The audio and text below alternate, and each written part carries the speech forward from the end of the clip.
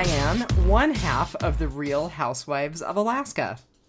And this is Marnell, the other half of the Real Housewives. And saying that there are domestic housewives implies that there are feral housewives, which is what I like to think we are.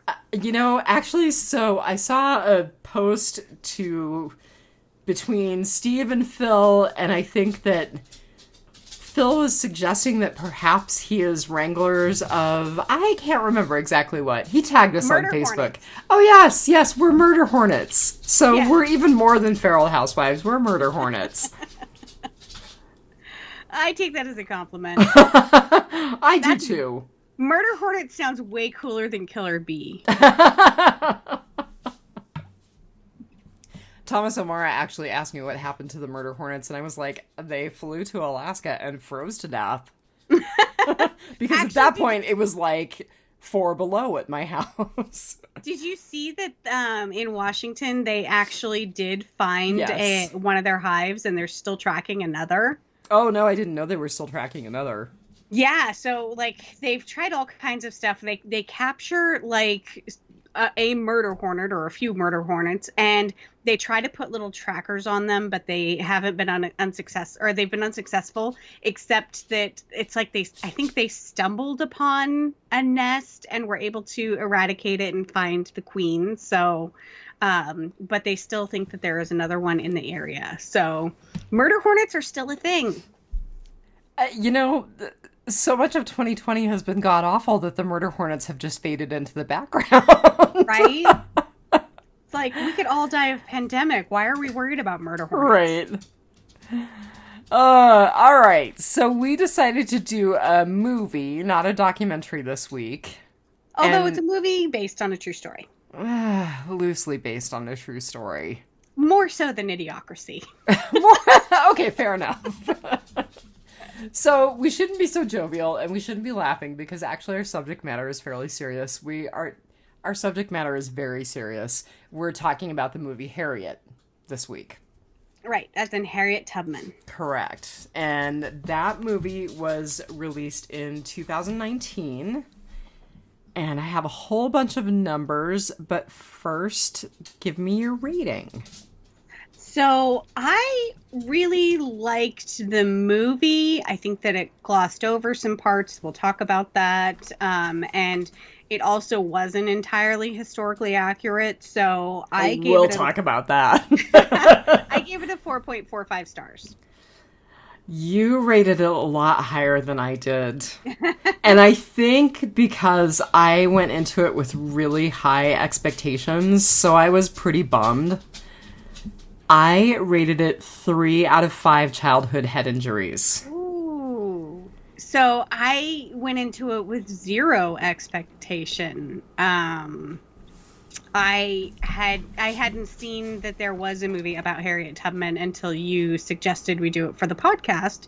And of course, everything that I know about Harriet Tubman is what I learned in probably grade school. That's what we were thinking before we signed on tonight, that probably the last time we got any meaningful education, and I do that with big air quotes, was in grade school.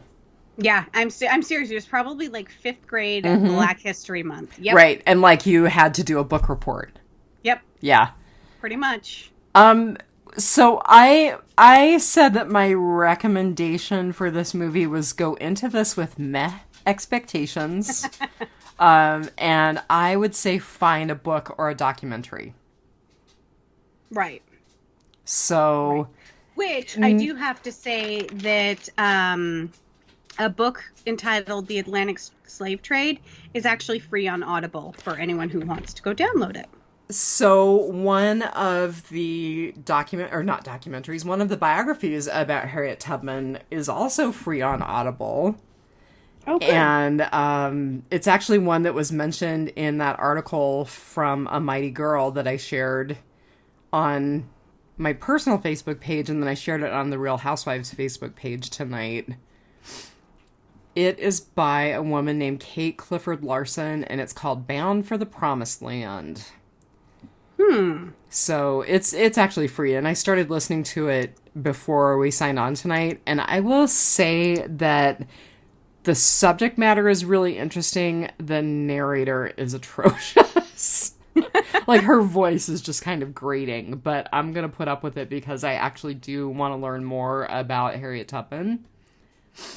So there's actually another book that I was interested in, and it is also free with Audible. It's entitled She Came to Slay, The Life and Times of Harriet Tubman. Oh, I didn't know that was free on Audible. That's exciting. Erica Armstrong Dunbar.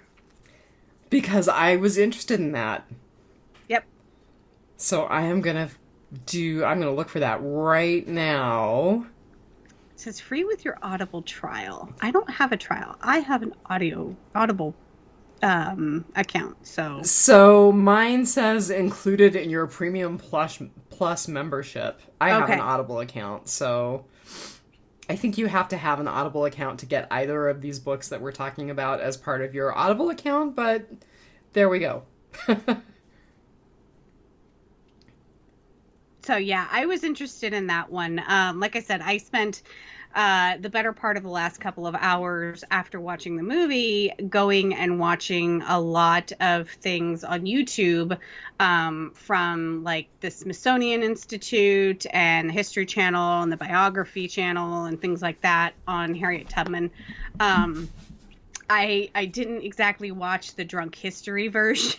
Oh my goodness. It looks so funny. That sounds really awful and kind of funny all at the same time. Drunk history is always fun. I can honestly say that I've clicked through drunk history a couple of times, but I've never stopped on it, so. I've seen a couple of episodes of people that I really like the guy who played Aquaman. Jason Momoa? Jason Momoa. Yeah, he did a drunk history that was pretty funny. Oh, awesome. The Harriet Tubman drunk history is done by Octavia Spencer. Oh, I have never read anything by her, but I've heard she's amazing. It's entitled Harriet Tubman Leads an Army of Bad Bitches. Okay, I may have to watch that instead of an episode of Schitt's Creek tonight. It's only there's a 5-minute one and there's a 20-minute one, so. Oh, too funny. Yeah. All right, so I do have some numbers. The budget of this movie was $17 million. The box office take was $43.3 million. And then as of the time that the Wikipedia entry was made for this movie, the home video was $4.2 million. So that is probably a little bit more now. I actually had to look up what is a good profit margin for a film, and I couldn't find a great answer to that question. I ultimately did find an article about this film that said $43 million is a great, profit as compared to the budget for this film. So apparently the studio more than made their money back. Yeah, I mean, I think as long as you at least double your money, I would say that's successful. And that's just with box office gross. That's not including video sales or rentals or anything like that. And then now, I don't know how you watched it. I watched it on Amazon Prime. You can rent it, or I'm sorry, you can purchase it for like $13 or $14.99. But I'm going to start my 7-day free trial of HBO Max. So I will probably wind up paying $15 next month when I forget that I started my 7-day trial. So it was included in my HBO subscription. I have an HBO subscription, so. Okay. Anyway. So, yeah, they get some sort of monetary gain from that too, so. Well, and again, they were saying that the video profits were a little over $4 million at the time that the Wikipedia entry was done, so who knows what it is now. Right. This movie was premiered at the Toronto Film Festival in September of 2019. It was released November 1st, 2019, and came to Blu-ray and DVD literally a week before the first COVID case was announced. So I know. I saw when it was released, I was like, oh man, November of 2019. Remember those days pre-pandemic? Remember what going to a movie theater was like? In the before time? In the before times. So this movie got okay reviews. I read through a bunch of different reviews. It seems like generally that Cynthia Erivo, I hope I'm saying her name right, got terrific reviews, and the rest of the movie was okay, according to the reviewers. There was a great description by a reviewer from Variety magazine. His name is Owen Gleiberman, and he called, Cynthia Erivo terrific. I don't remember exactly what word he used for her, and then he described the rest of the movie as, quote, dutiful. Which, kind of describes how I felt about it. Yeah, ultimately, I think that's where my feelings kind of lie. But again, I went into it with zero expectations. So, but I absolutely love Cynthia Erivo after seeing her in The Outsider and finally sitting down and watching The Outsider and enjoying it, and then listening to Aim for the Head. And you were like, that's not her. I totally didn't believe that was her, and you corrected me, and we looked it up on IMDb together, and in fact, yeah, I mean, this was when we were first talking about the movie. Obviously, I knew when I sat down to finally watch the movie that in fact it was her. I actually remember seeing her do a performance of the song at the end of the film, because she was nominated for Best Original Song. She was nominated for a 2020 Academy Award for Best Original Song. And I remembered seeing her, and I thought, wow, that actress is really striking. But I would have never put her together with the woman who played Holly Gibney in The Outsider, because she looks so incredibly different. Yeah. And her mannerisms are so completely different. She's a terrific actress. So she also had a nomination for Best Actress. Unfortunately, she didn't win in either category, which I think is more a testimony to the vehicle as opposed to the actress. Right. So our writers were Gregory Allen Howard, and is it Cassie or Casey Lemons? It's Kasi. I'm assuming it's Casey. I would say Casey.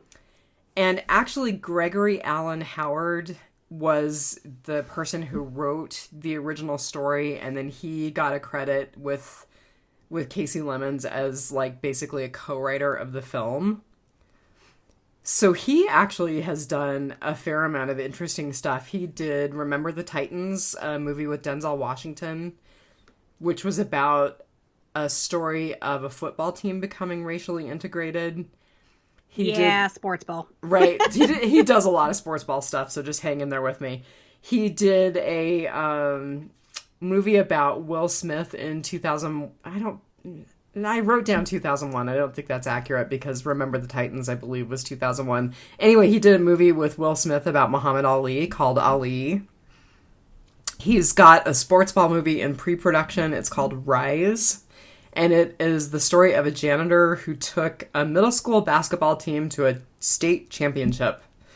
And then he's got another movie that's been announced called The Magician, which is a movie about a guy named Marlon Briscoe, who is the first black quarterback to ever start an NFL game. So lots of sports ball.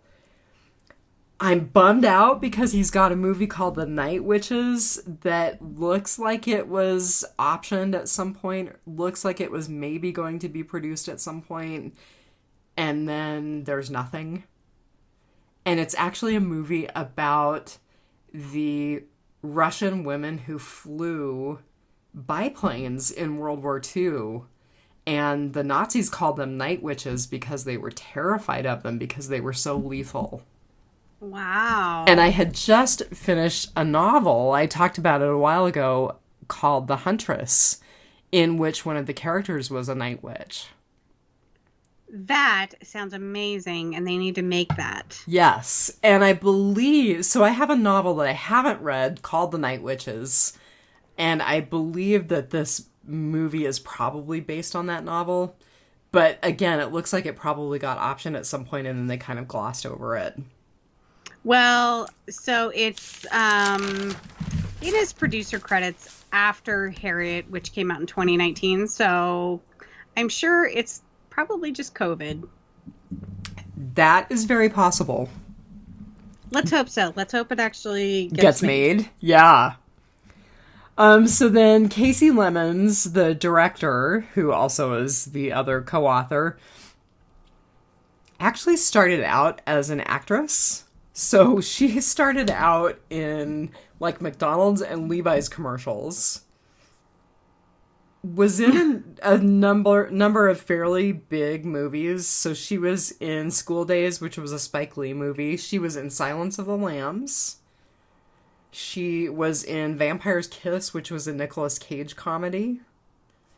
She was in a Jean-Claude Van Damme movie called Hard Target. She was in the 1992 Candyman. Well, I was going to ask you if you watched that, considering you are the horror buff. Of course I have. Of course you have. You know they've come out with a remake of it. I think I vaguely remember that. Yeah. I think it's set to be released. I haven't seen it come out yet. So her first movie that she directed was a movie called Eve's Bayou, and she directed that in 1997.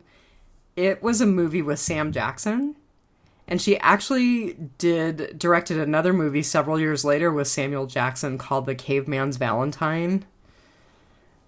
The other stuff that I recognized, obviously Harriet, we're talking about it. She directed an episode of Luke Cage.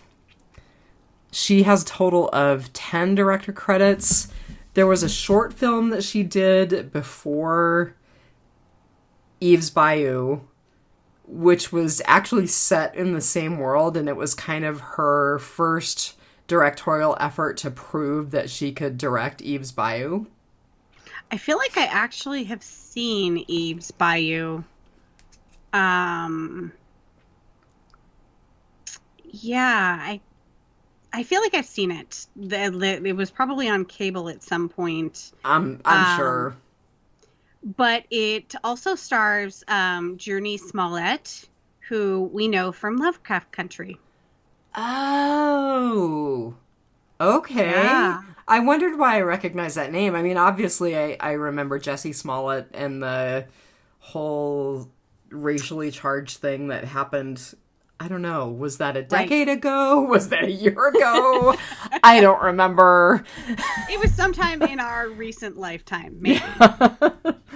No, but she also played, Journey also played Black Canary in Birds of Prey. So she's a good actress. Which I couldn't get through that movie.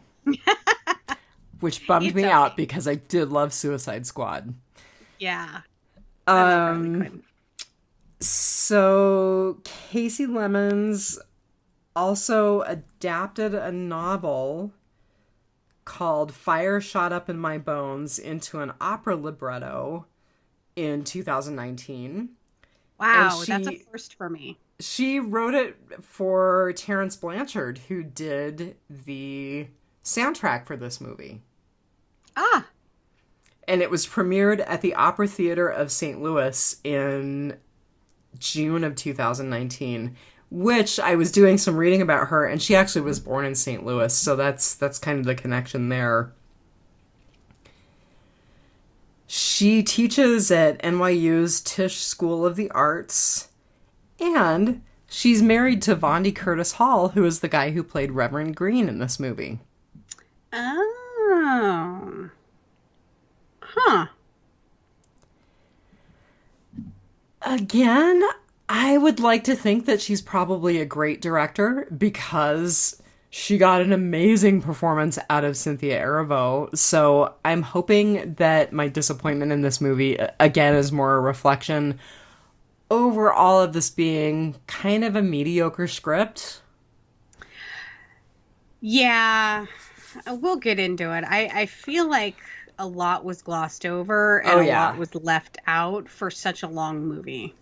Well, and quite frankly, and we'll get into this, a lot was turned into, I don't know, you know, like they didn't follow timelines, and there were characters who were kind of consolidated into, we'll just take all of these really interesting people and lump them into one character who's sort of representative.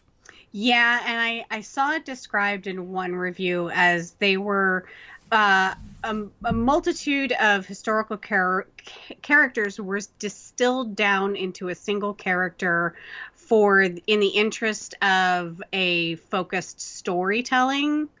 And I think that it made the story lack because of that. It did a disservice. It really did. It did a disservice to Harriet Tubman's story.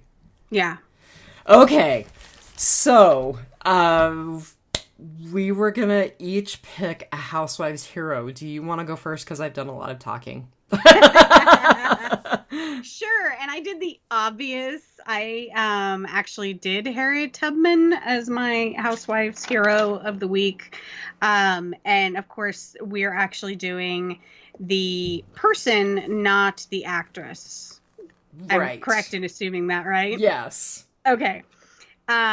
So one of the things that I learned in researching Harriet Tubman and this movie is that there isn't a lot of consensus on a lot of the stories that surround Harriet herself or just about anything having to do with the Underground Railroad. And I think that's for two reasons. I think it's for the lack of record keeping for the time and for specifics for slaves themselves.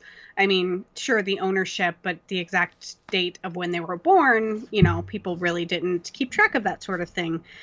And the other has to do with the fact that everything that she did in her life up to a certain point was so secretive that even she didn't talk about even the route she took for the Underground Railroad until long after the Civil War had ended. I thought that was incredibly interesting. Yeah, and it makes total sense once you think about it, you know, the secretive nature of what she was doing for the Underground Railroad, and then, of course, herself being a spy for the Union Army.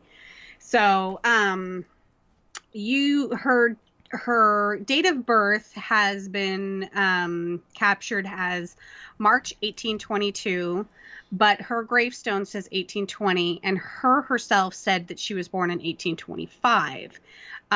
Making her around 90 years old when she died. She died on March 10th, which is actually now, they're calling it a national holiday, but of course, you know, it's not like the post office is closed that day. Wow, but I didn't know that. That's kind of embarrassing that I didn't know that.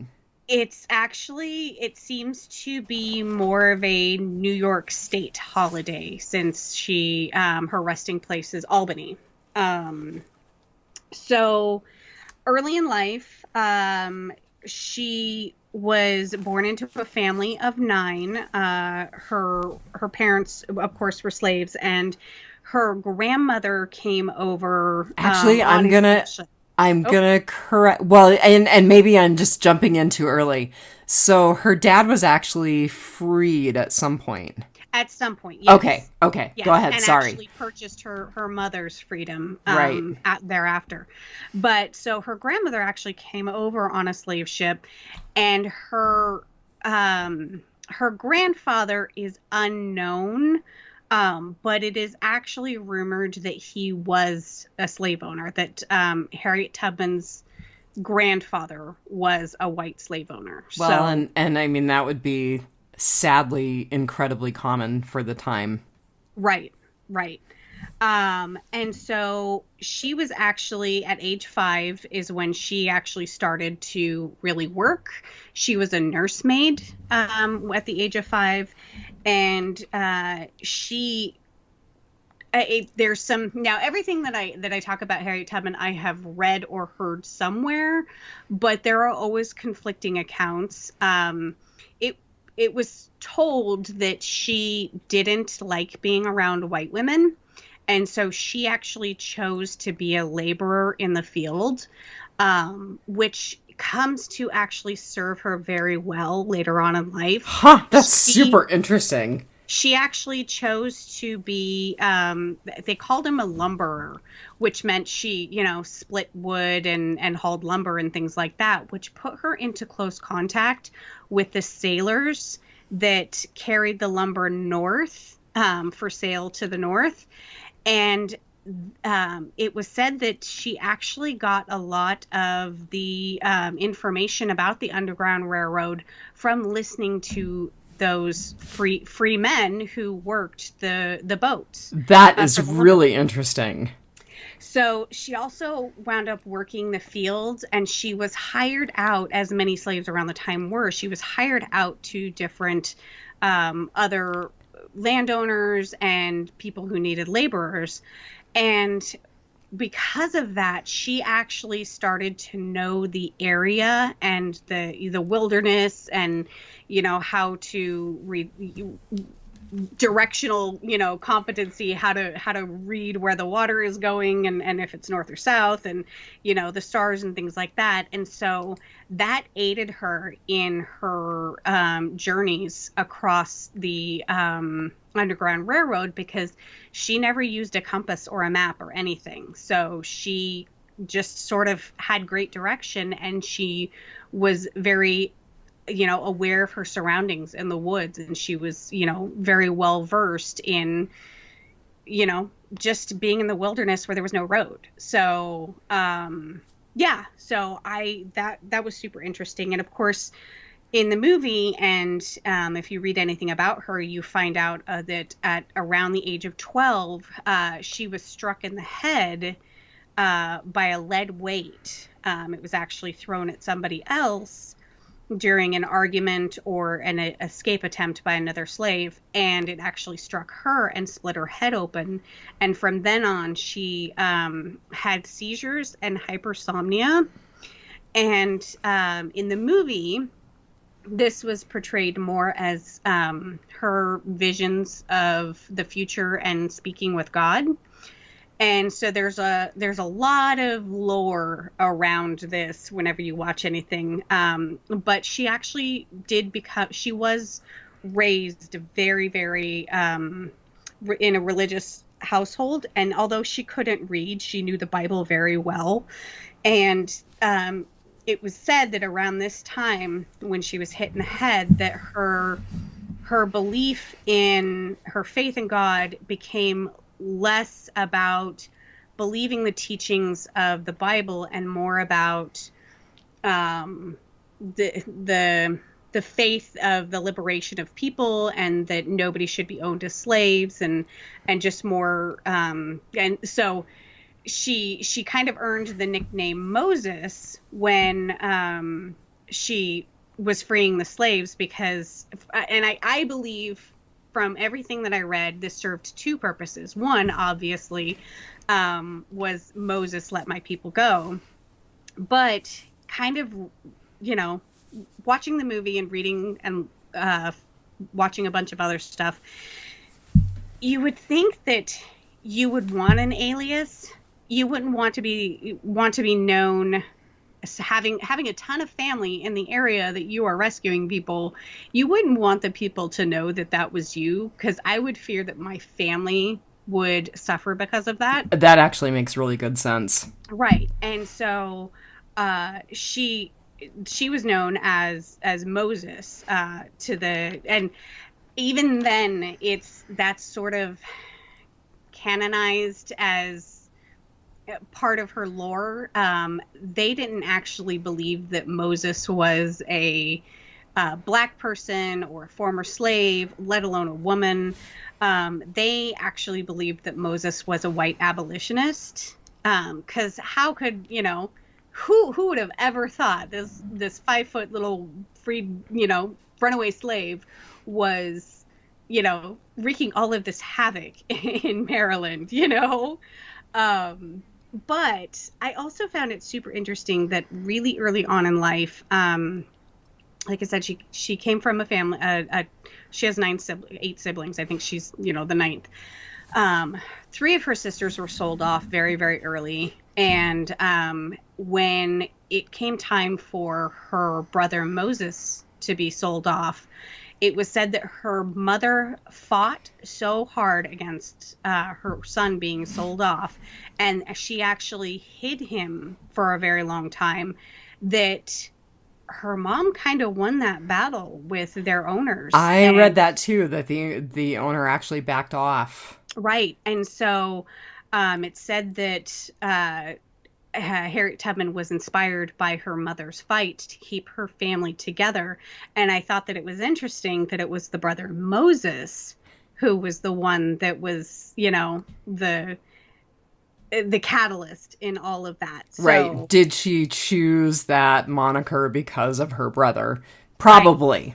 Right. So there's Moses, her brother, and then there's the Moses of Egypt, you know. So I just thought all of that was interesting surrounding her. So her first escape attempt was actually in September of 1849, and it was with two of her brothers. And the escape attempt was not discovered for 2 entire weeks. And the reason behind that is because slaves were rented out so often that sometimes it was just assumed that they were working someplace else. So, it's not like there was a man on horseback in the field and, all of a sudden 3 people are missing. No, they just assumed that, 2 weeks had gone by and it was like, I thought we rented them out, and so it wasn't reported for 2 weeks. So they had an amazing head start. But her brothers, once the runaway was reported, her brothers got nervous and actually convinced her to return and suffer the consequences. And now I couldn't find anything on what exactly those consequences were, but I think we can all imagine how horrendous that would have been. But after that, she decided that she was going to go alone. And and we'll get into it in the movie. One of my issues with the movie is her husband at the time, John Tubman,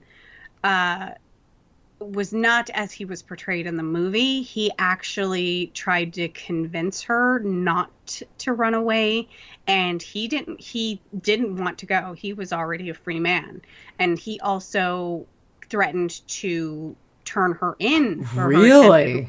For her wow.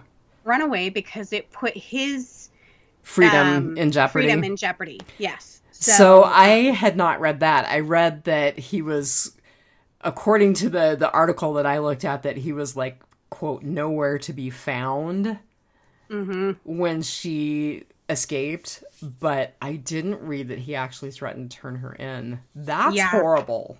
I read numerous accounts of that. So, well, and that's really interesting because that is in keeping with something that I read. I would be interested to see if you read the same thing, that she ultimately decided that it was too much trouble to look for him and bring him north.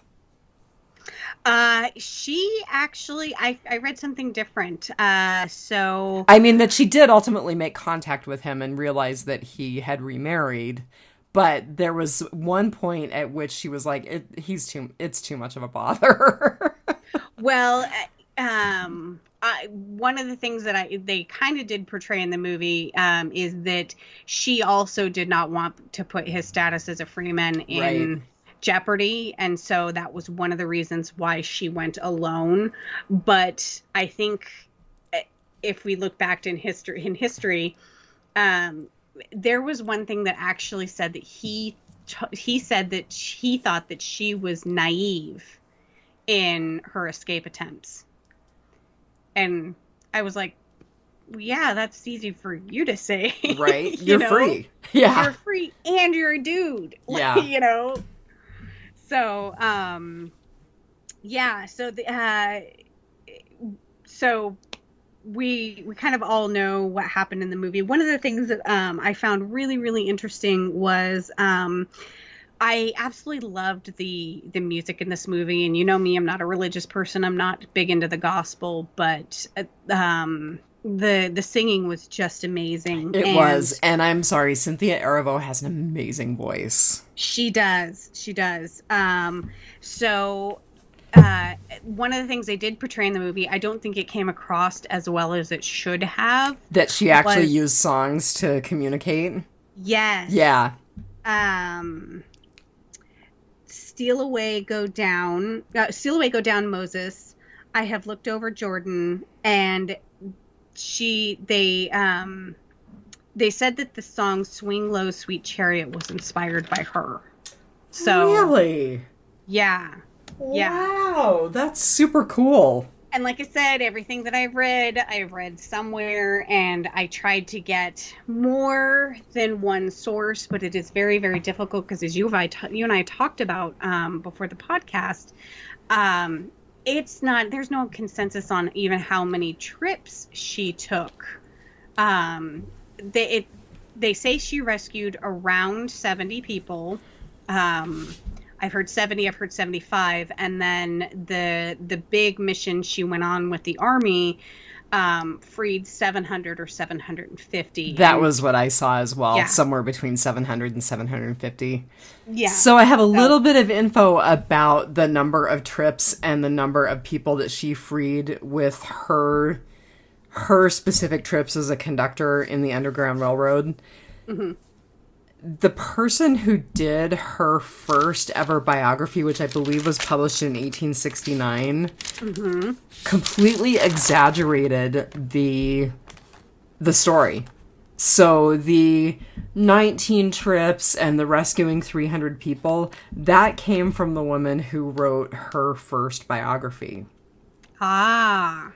And actually, people now, with the information that we do have, are settling more on, it was somewhere around 12 or 13 trips, and it was somewhere around 70 people, and many of them were relatives or friends. Right. Now, interestingly, I did start listening to that book that I talked about earlier that's available on Audible by Katie Clifton Larson. I have to look again.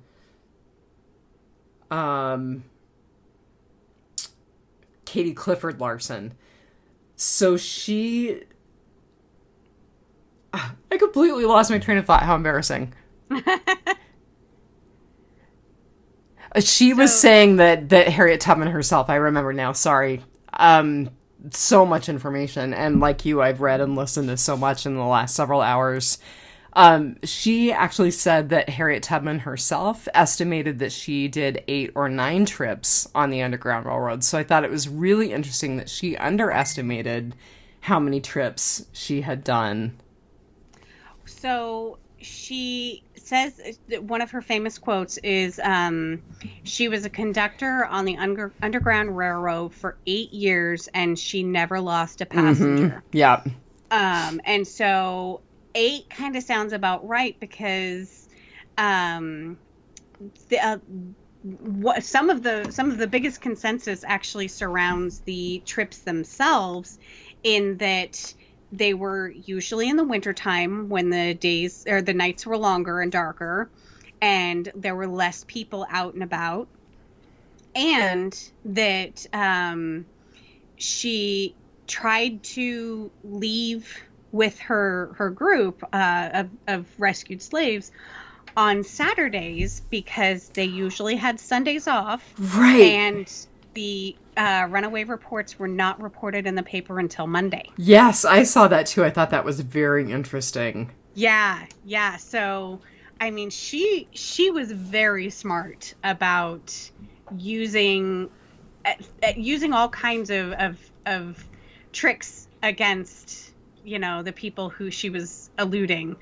And I've seen numerous reports where, and specifically one where she was happening upon, she would pose as a servant in some of the households on the Underground Railroad in order to avoid suspicion.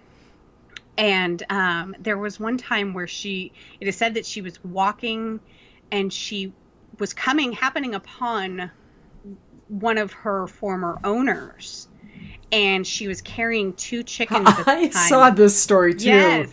And she actually pulled on the leg leash or whatever it is for the chickens, making the chickens squawk so that she could avoid eye contact with him, and he passed her right by.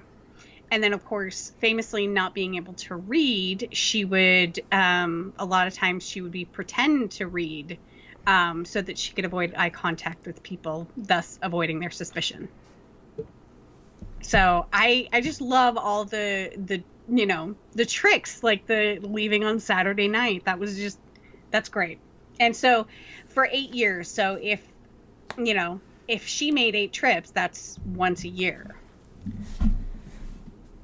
Yeah, I don't know. I mean, we'll never know. We know it was somewhere around 8 and definitely not 19 and probably somewhere in between. Right. I think the most common ones I heard were 11 and 13, but there was a 19 in there and there was a 20 in there. And I believe that the 19 came from the woman who was her first biographer. Right. Sarah Hopkins Bradford. Yes. Yeah. All right. Anything else you want to say about Harriet Tubman, or will we get more into it as we talk more about the movie? I think we'll get more into it as we talk about the movie. You also have a Housewives hero this week. Well, I wanted to talk a little bit about William Still because I had never heard of him before, and it was just a revelation to me that, we got spoon-fed this teeny tiny history of Harriet Tubman as kids. Mm-hmm. And there were so many other people who were involved in her life, who were involved in abolition, who we never heard of. Yeah.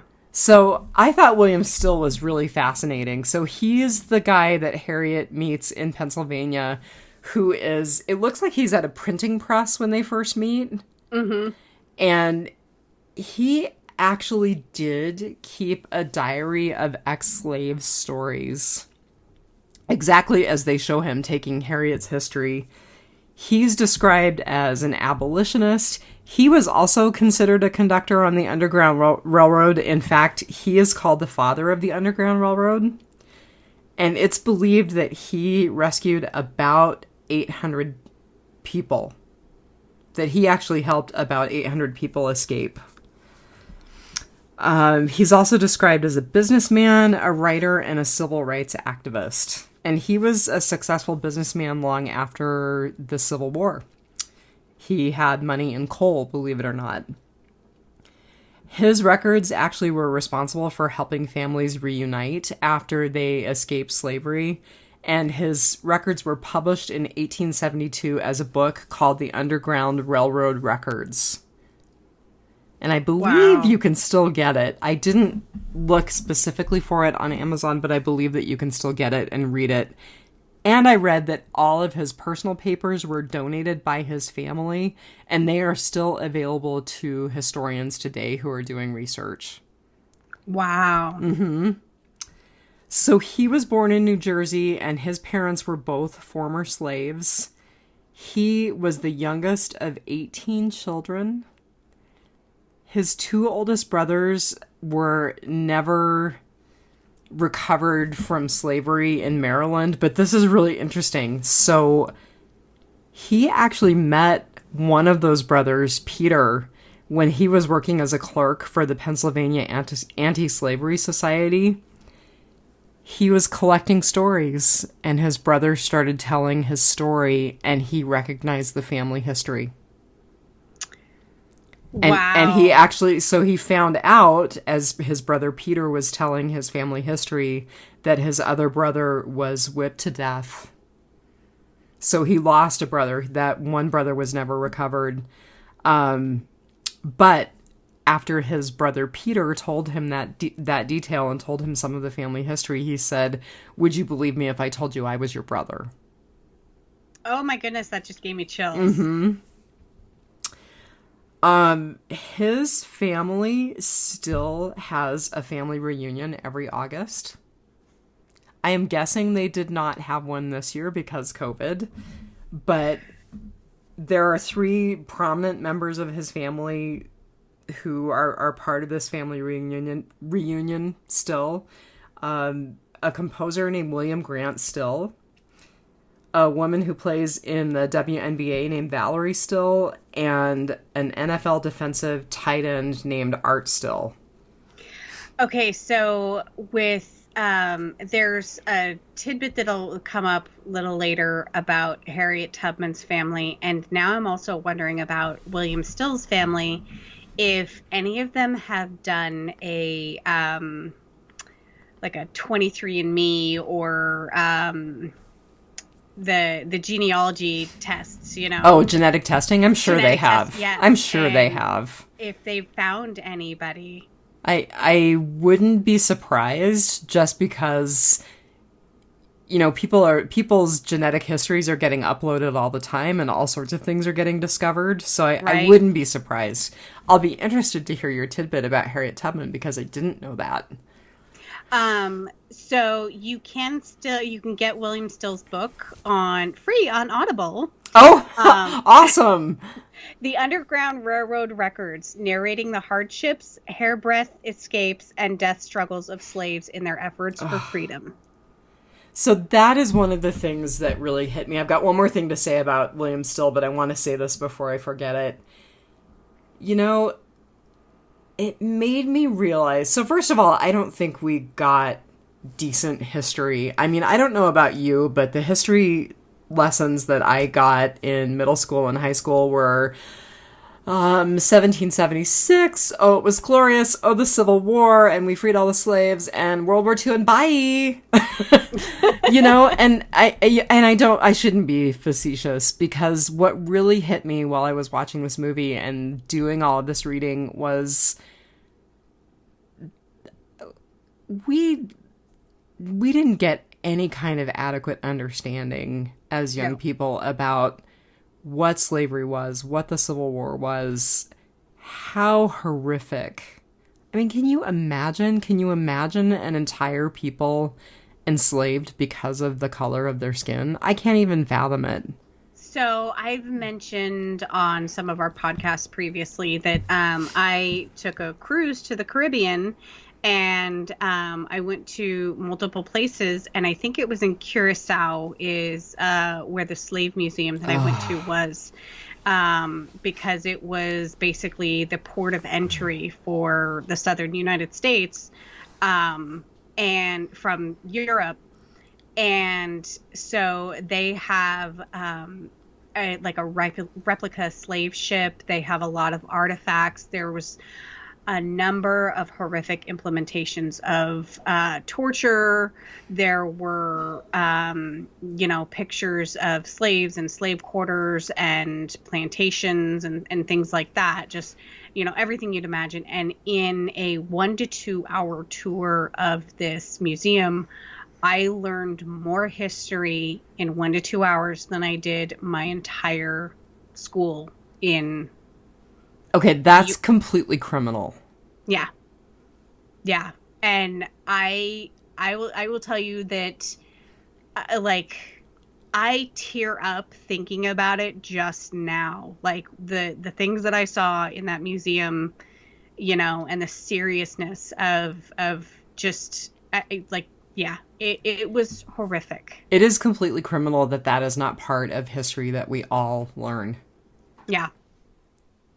Yep. All right. The only other thing I wanted to say about William Still is that he was fictionalized by Ta-Nehisi Coates in Ta-Nehisi's book, The Water Dancer, as a character named Raymond White. So I'm even more interested in reading The Water Dancer now than I was before. I'm telling you, this movie actually completely played hell on my Kindle list because it got way bigger. I also just wanted to say to you as an aside that they have turned Ta-Nehisi Coates' book Between the World and Me into an HBO movie. Oh, wow. So I want us to think about that. Yeah. Yeah, you will have to remind me of that one. Okay. Housewives Weekly is fairly long but fairly short. So hang in there with me. I have basically two news items, but one is fairly long, and it's about Harriet Tubman. Okay. So the $20 bill was supposed to be replaced in 2020 with a $20 bill depicting Harriet Tubman. A couple of different reasons. So it was supposed to coincide with the 2020 centennial of the 19th Amendment, which was women's right to vote. Mm-hmm. It was also supposed to replace Andrew Jackson, who is a president who, at his best, is problematic and is a racist by most standards. Mm-hmm. A slave owner himself. So this is just a tiny bit of history that I looked up on Andrew Jackson. So in 1830, he championed the Indian Removal Act, which moved certain Native American tribes west of the Mississippi River, basically to make way for all of the black people who were being brought into the Deep South as slaves. In 1835, he called on Congress to prohibit the circulation of anti-slavery tracts, and in 1836, he actually instituted a gag rule tabling all anti-slavery petitions that were coming into Congress. Ugh. So those are just a couple of things that Andrew Jackson did. Things they don't teach you about your presidents in history class in America. So Harriet Tubman was supposed to replace him on the $20 bill. Well, so enter Steve Mnuchin in May of this year, and his response to Ayanna Pressley at a House Financial Services hearing in May was basically that the redesign isn't going to be released until 2028. Yeah, so the quote that I saw was, "People have been on the bills for a long period of time. This is something we'll consider right now, but we have a lot more important issues to focus on." And that was from 2017. I was going to say, he said that in 2017. Interestingly enough, the president that Steve Mnuchin is serving said in 2016 that the redesign of the $20 bill was, quote, pure political correctness.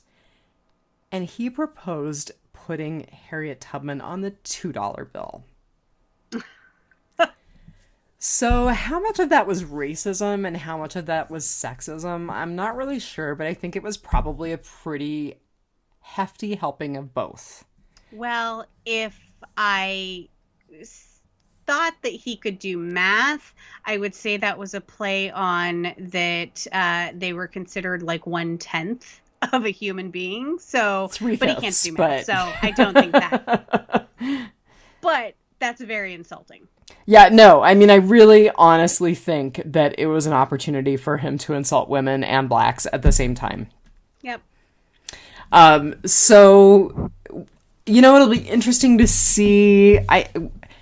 It is true that right now we are dealing with so much, and Joe Biden is coming in dealing with so much that this may not be an issue that comes up, but it will be interesting to see if this becomes something that we talk about more before 2028. Right. I think there's a lot to do right now. Right. And that's what I was saying, that Joe Biden is coming and dealing with a lot. Right. I mean, he's dealing with a pandemic and a financial crisis. But this is something that can be done, I think, very easily. Well, it was already in the works. I forget which woman said it, but a woman who is in Congress said, representation matters. In this case, symbolism matters. Yeah. So, the only other thing I had in Housewives Weekly is that COVID infections have surpassed 13 million cases in the United States. We are now at 265 to 266,000 COVID-related deaths in basically 10 months, not even 11 months. And more than 3 million cases were reported between November 1st and November 22nd. And then we had Thanksgiving. Right. And what people need to understand is that, and I'm sure that anybody who's listening probably does, because again, most people who are listening at this point are on the same page that we are. But anybody who's listening understands that we're looking at a 2-week lagging indicator. So the cases that we're seeing today are infections that happened 2 weeks ago.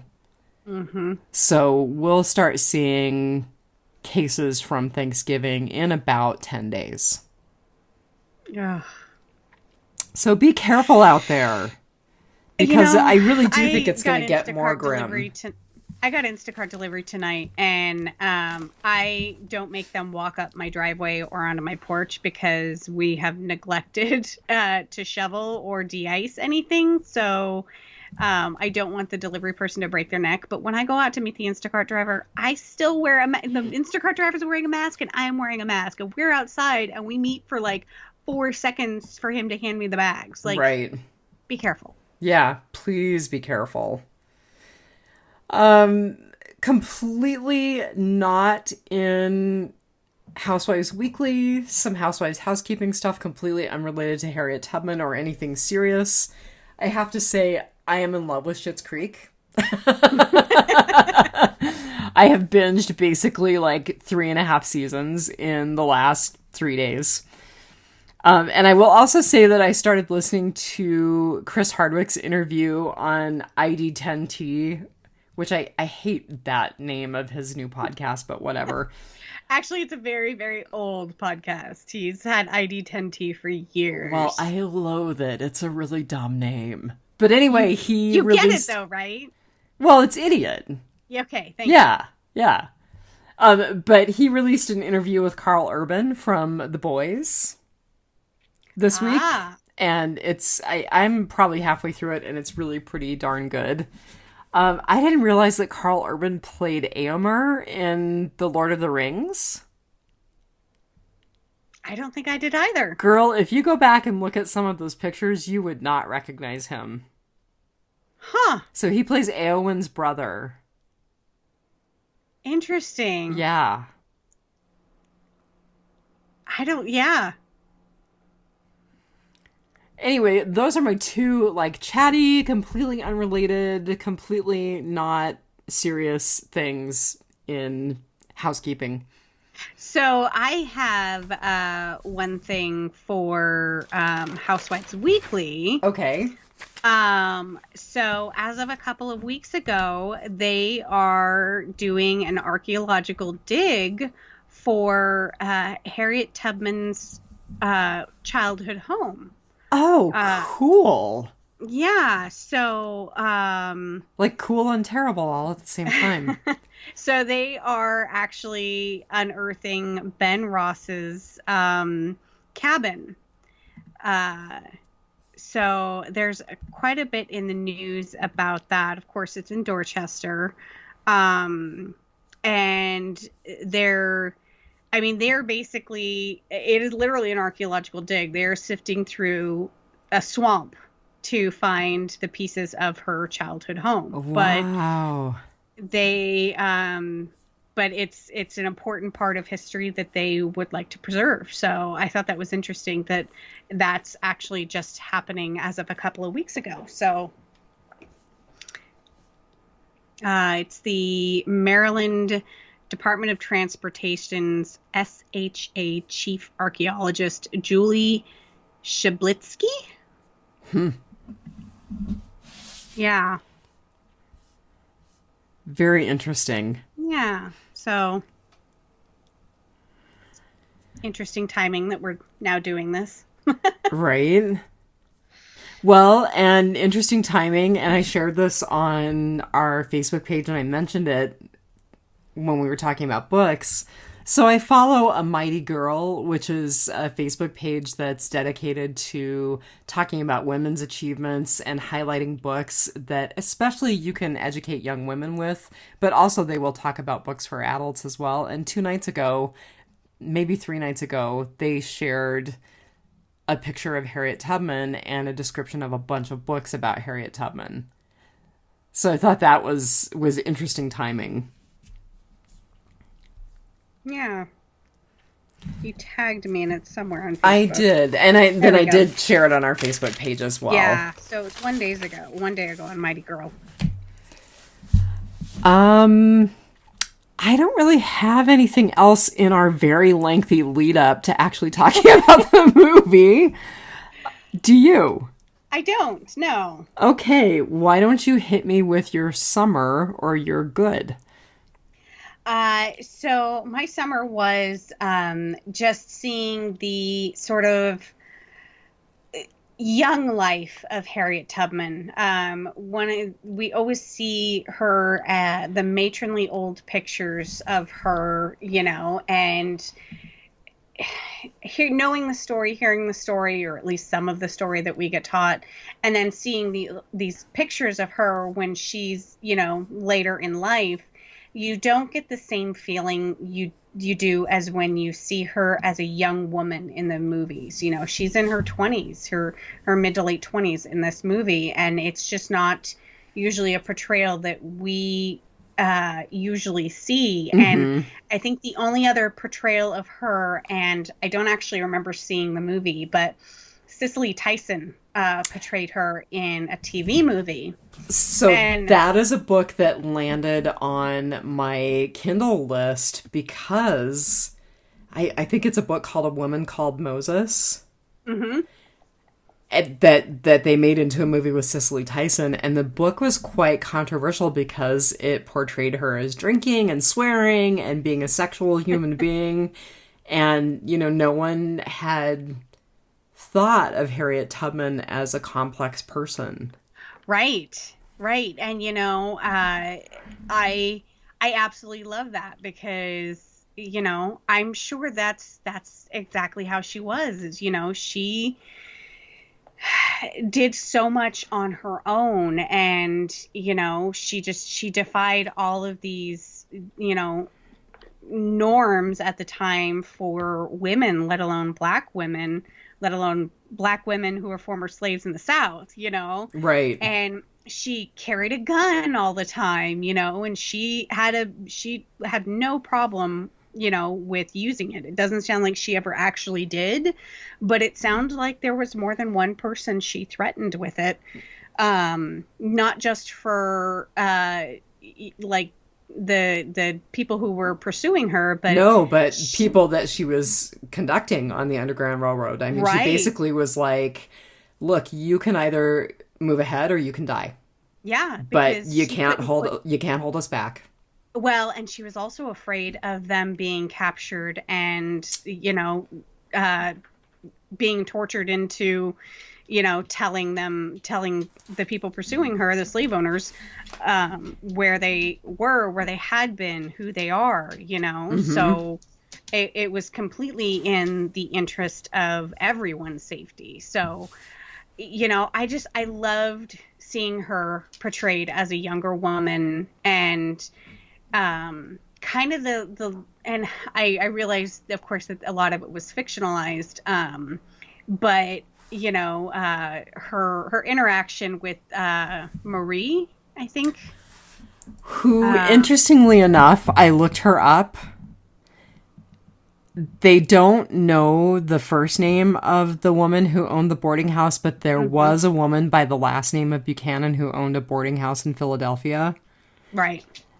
I couldn't really find much more about her than that. The whole, she was murdered by the trackers, that was completely fictionalized. But right. And then, of course, I mean, the interaction of Marie teaching her how to hold a gun and things like that, right. of course, are fictionalized. But, right. I'd like to think that there was somebody in her life that, was, kind of like that. And I think the thing that I read that said that a lot of characters were distilled down into a singular character for the movie. Maybe there were multiple women that inspired her because, of course, later on in life, she was part of the suffragette movement. But I just, and to hear, of course, that she drank and was a sexual being and things like that. Well, I mean, we don't really know that. That was one novelist's depiction of her, but I mean, I definitely think she was more complicated than what we were led to believe in the little bit that we were spoon-fed about her. Well, and you have to think that she was a larger than life character to do everything that she did. Mm-hmm. I mean, for being a spy and the only woman to ever lead an armed confrontation with the military. That everything that she did with the military and with the abolishment movement and with the suffragette and everything, you had to think that she was so much more amazing than we are taught to believe, because again, we always see her as this, matronly old woman in these dresses when, she's running through the woods with a gun. I liked her portrayal in this movie as that. I definitely liked Cynthia Erivo's portrayal of her. Definitely liked it. That was the saving grace for this whole movie. I think so. And so that's why it was my summer. So what was yours? Well, my summer was that there were definitely aspects of this movie that were really beautiful to look at. So some of the costuming was amazing. Mm-hmm. Some of the cinematography was amazing. I will say, and this isn't my winter, this isn't my bad, but those were also things that were kind of that detracted from the movie as well. So it was a mixed good. I would have liked more gritty realism. Yeah. Some of everything was too polished and everything. Yep. It was very Gone with the Windy in terms of its portrayal of the costumes and the times, and yes, and some of the cinematography was so perfect. I was like, it's a soundstage. So there were definitely times that I could have used more realism. So the scene of her walking into the sunlight, crossing the Pennsylvania border, is actually a famous story that she told about walking over the Pennsylvania border. I remember reading that. Yeah, she actually did look at her hands to see if she had changed in some fashion, because she just felt like such a new and different person being free. So, yeah, I loved that scene there too. That was a pretty stunning visual. Yeah, there were definitely some beautiful visuals in this movie. Her in red. I loved the red dresses that they put her in were just, that's totally her color. Now see, it's the green dress sticks in my brain. Oh, that's funny. Yeah. I will also say I was super distracted by the gaited horses that they were using.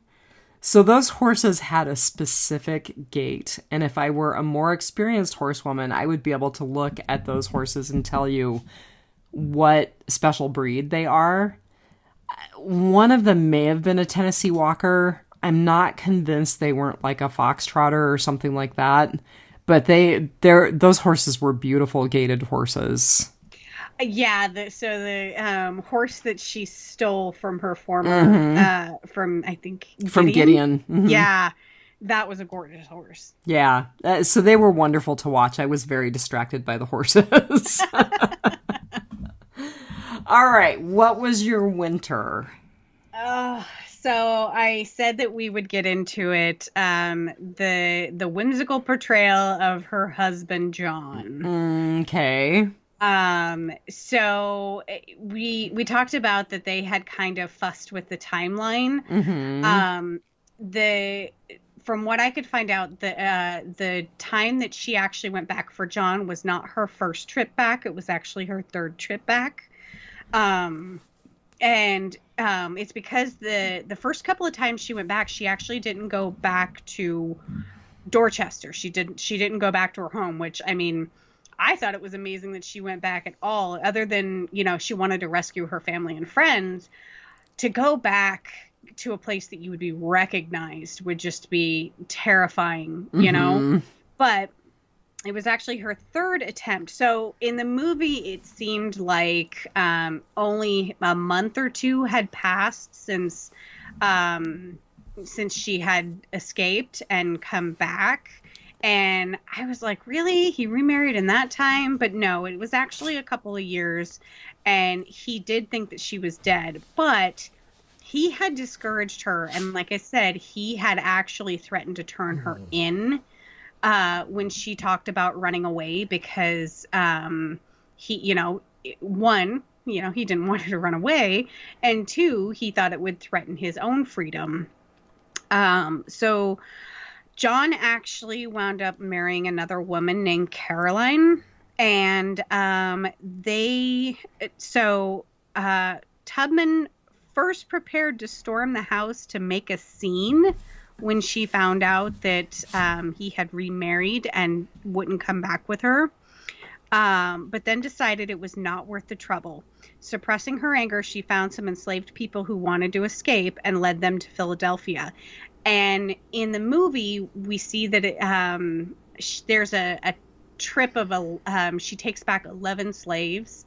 And that was actually, it is said to be, what was the other guy who was Frederick Douglass. Yeah, it was believed that they stayed with Frederick Douglass. That there is some history that matches fairly well, and they think that probably Frederick Douglass did put those people up. Right. So it sounds like the trip that she went back to bring her husband back, she wound up taking the people back from the ones that Frederick Douglass had been harboring.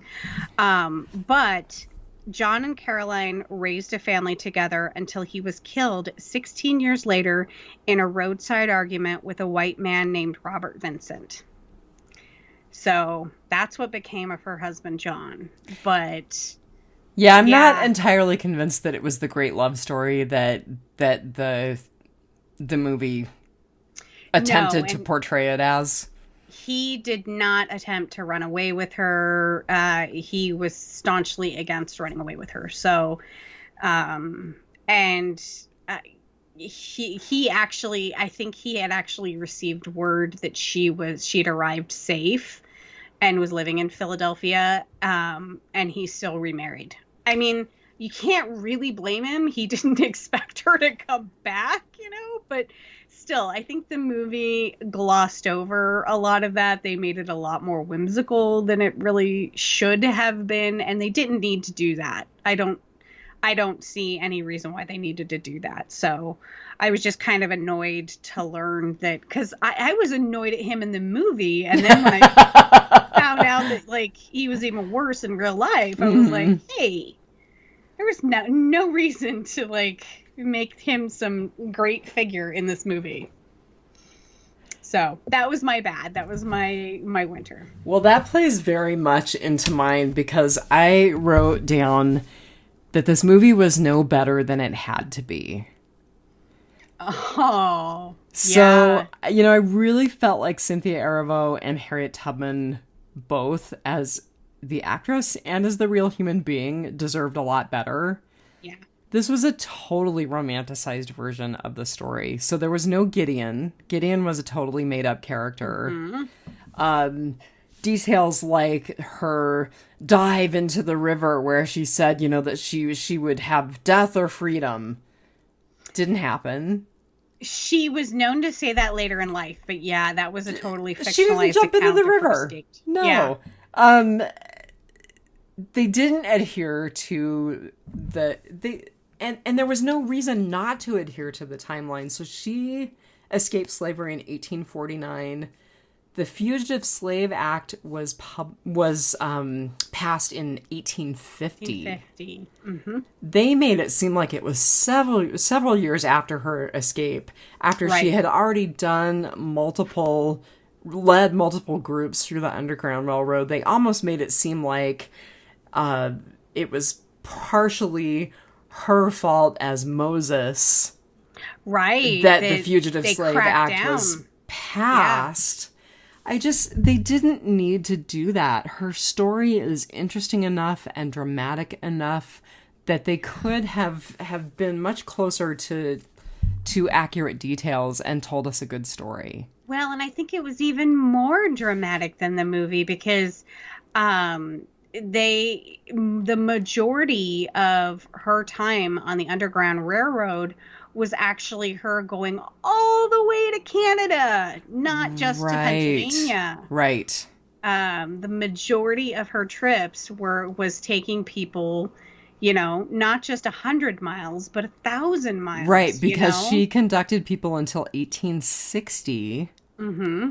And if the Fugitive Slave Act was passed in 1850, that's 10 years of taking people past the United States. Yeah. Actually, I believe that in 1859, that was when she got her property in New York. So she brought her parents back to New York at that point in time, because she bought that property from William H. Seward. Right. One of the things that I did see was that the Fugitive Slave Act was still kind of still going, and she actually still maintained that residence in Albany as kind of a stop or a respite place, like a way station into Canada. And it was actually because the people that lived in the surrounding area basically, didn't adhere to the fugitive slave trade. Albany was described as a hotbed of, or Auburn, New York was described as a hotbed of abolitionism. Right. Yeah. So, going back to my winter and being frustrated by them creating this romanticized version of her life and not adhering to details, I don't know what I can trust. I didn't know what was truthful and what wasn't. And I actually found an article called How True is Harriet? Mm-hmm. And looked up some of these things and thought, well, that's not true. Okay, that's accurate. No, that's not true. Yeah. But it was frustrating because I felt like I knew so little about her to begin with that a major motion picture that was created just a year ago gave us a history that wasn't accurate. Yeah. For not really a good reason. I feel like it was a 2-hour movie that glossed over a lot of amazing points in her life. And so one of the reasons why it took me so long to respond to you about who we were doing as Housewives heroes was that I actually wanted to I was trying to do some digging on Walter, who is not real. Right, because I thought he would have been an interesting character as someone who started out as being a black slave catcher, and then having, turned and been one of her biggest allies in the end.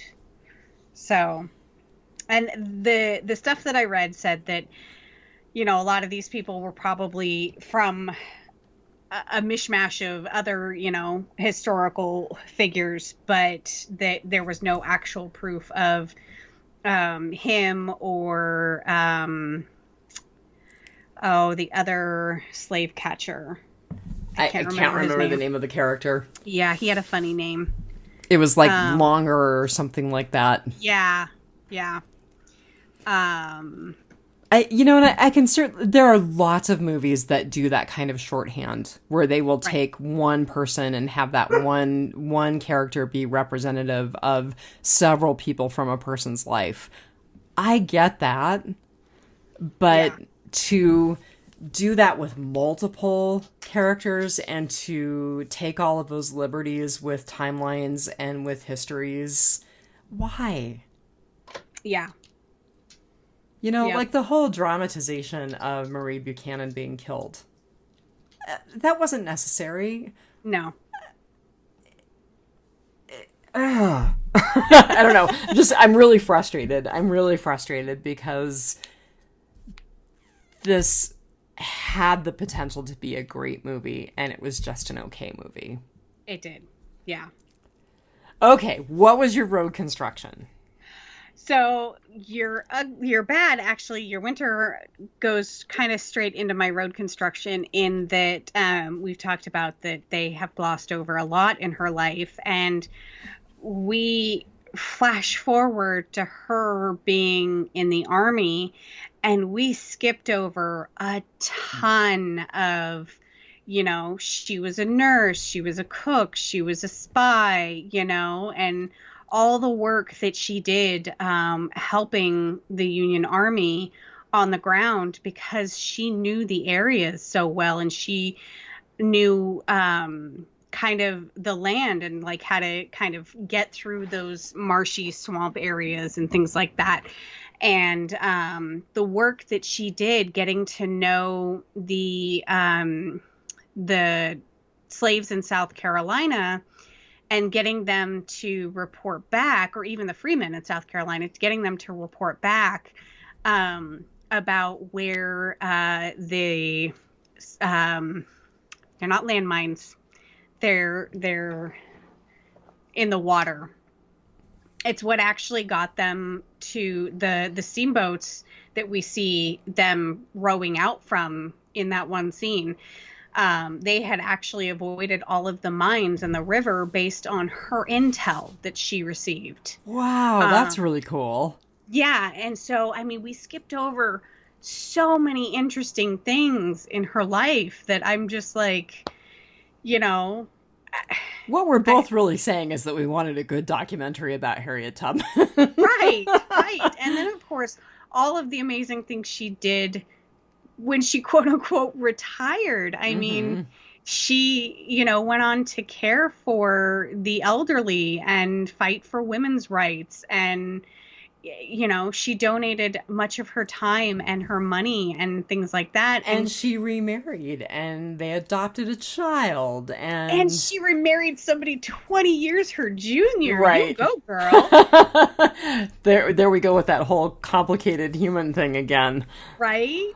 And, and a lot of people don't know she remained impoverished for most of the rest of her life. She relied on the charity of her friends a lot, and bless them, they almost never rebuffed her requests, whether it was to fund another trip south or to help her, buy the more land to open up a home for the elderly, So my ugly is that there needs to be more. Again, either a really great feature film needs to be made about her, or a really great documentary needs to be made about her. Right. Ava DuVernay, get on it. If anybody could do it. Right.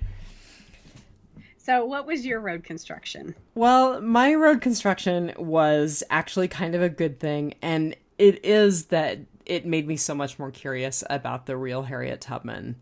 And I don't know that we'll ever entirely uncover who that person was because of all of the things that we've already talked about. And, that there was mixed record keeping, mixed at best,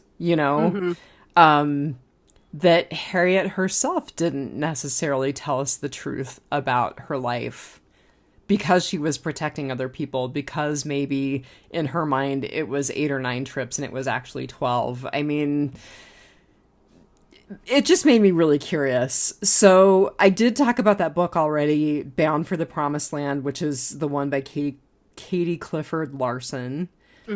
There's another one that they talked about in the thing that I shared from A Mighty Girl, and it's called Harriet Tubman, The Road to Freedom, and it's a book by a woman named Catherine Clinton, which also has gotten really good reviews. There are tons of kids and young adult books that sound like they're a lot better than the stuff that you and I grew up on. And, what I will say is just kind of going back to what we've already talked about, which is only knowing what I learned as a kid and not learning about Harriet Tubman as a complicated person with desires and needs and emotions. It really negates her life. Yeah. Yeah. And unfortunately, because this movie didn't let us see her as a complex person, it didn't fully flesh out her life either. No. No. And I kind of think that there's a lot of things that we will actually really never know for certain. And I think there's some very real truth to that. I do think there is some very real truth to that. But I hope that at some point we get a better story. I hope at some point we get a more accurate story. Yeah. And I hope we have an actress of Cynthia Erivo's caliber doing this again. Yeah. Yeah. I'm sorry that she did not get a better script to work with. And she did amazing with what she got. Mm-hmm. I agree. I just think there was a lot more story to tell. And I mean, the movie was over 2 hours, and there was so much that was just left out. Okay, I think that really leads us into bycatch. So the first thing I want to know in bycatch is what's the 23andMe or the genetic thing that you... So, we see in the movie one of her last trips back. She goes back for her sister. Ooh, I think I know where you're going. Right. And so she actually wound up rescuing her niece. We think. In the movie. We think. So, so this is, so her niece, so they referred to her niece as Anger, or Angerine was the girl's name. But this, you're actually talking about Margaret, aren't you? I'm talking about Margaret. Yep. Yes. So Margaret, she was referred to as Harriet's niece. She was an 8-year-old light-skinned black girl, and there was great confusion about the identity of Margaret's parents. Harriet indicated that they were free blacks, and that Harriet, they had to leave behind the twin brother and both parents in Maryland.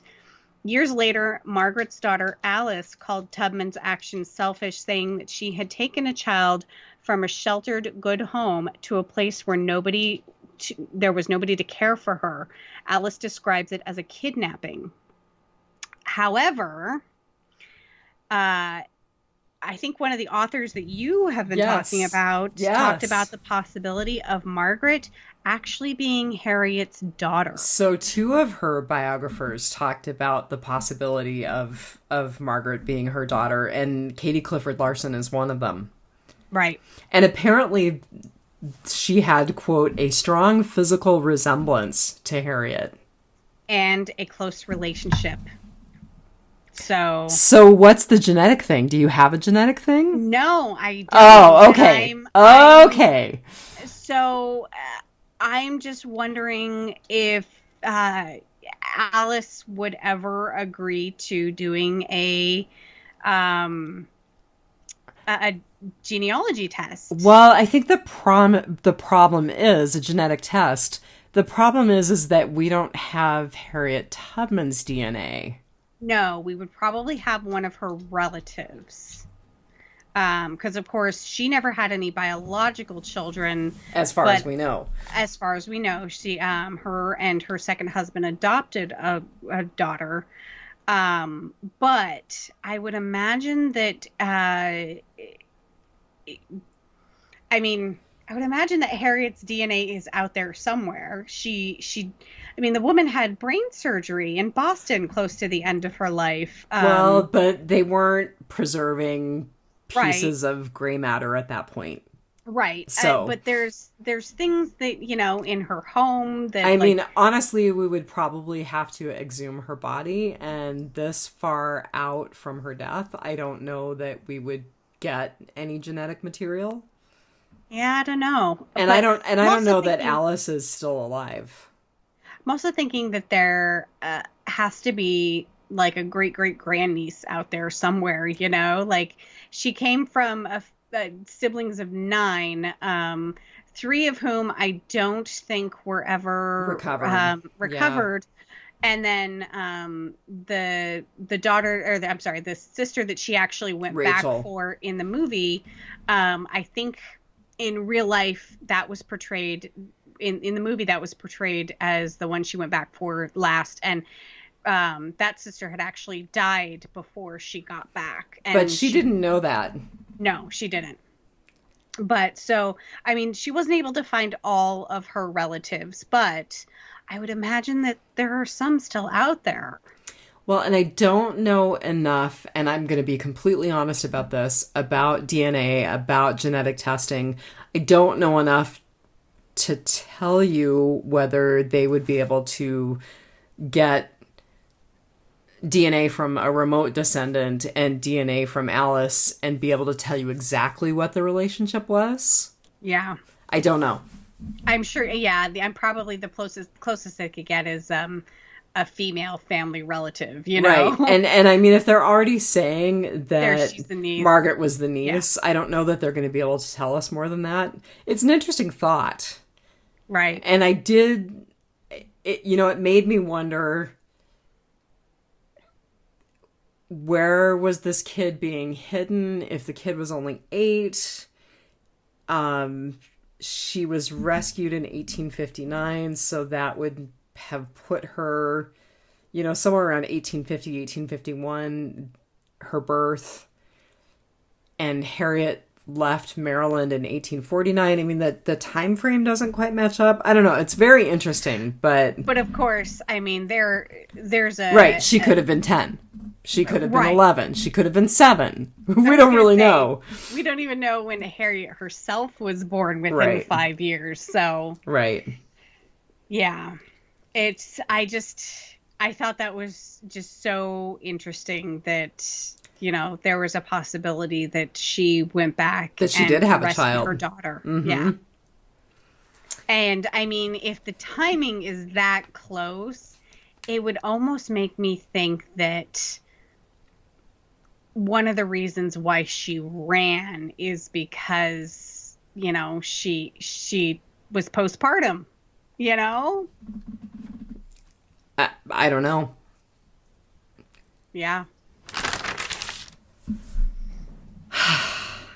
Well, so, the movie was fictionalized, but one of the very satisfying scenes was when she shot Gideon in the hand, and she was Gideon, who didn't actually exist, right? Yeah. But she was going to shoot them, and she's like, you're gonna die here in a freezing, blood-soaked battlefield.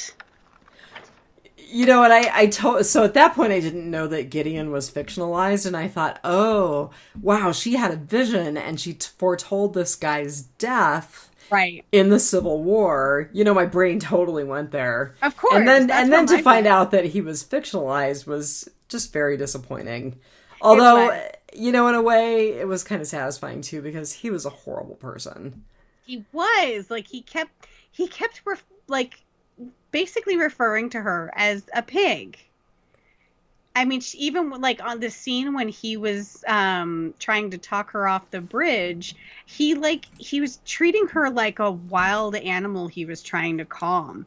And there were 2 times he referred to her as livestock or a pig. And he was such a horrendous person that I just, I think one description said that he basically was the boiled down white slave owner of the time, which I suspect is probably pretty accurate. Yeah. Ugh. So I didn't know about her support of John Brown. And I actually had to go back and do some reading about John Brown because, I have this vague, Harper's Ferry, murder, mayhem. And it was one of those things, again, where I was like, all right, this is an important part of our history. I should have known more about John Brown, who John Brown was. So he was an abolitionist. Mm-hmm. And with the raid on Harper's Ferry, he was actually trying to initiate a slave revolt. Mm-hmm. He was trying to get slaves in the South to start a revolution, and it failed, and he actually was hanged. I didn't know that she was supportive of him. I didn't know that she knew him. Interestingly enough, Frederick Douglass was also a compatriot of his and withdrew his support because he felt like John Brown's mission was suicide. Right. So, and one of the things I'm going to kind of take us a little bit off of the map on that one is when I learned about the John Brown and the Harper's Ferry, she was involved and she was actually supposed to be there. She was supposed to have aided it, but it's said that she fell ill and couldn't go through. Well, and then there was another thing that I read that basically said she was nowhere to be found. So was she ill or was she nowhere to be found? Okay, so two things. One, would it have succeeded if she would have been involved? And two, supposedly she was talking to God.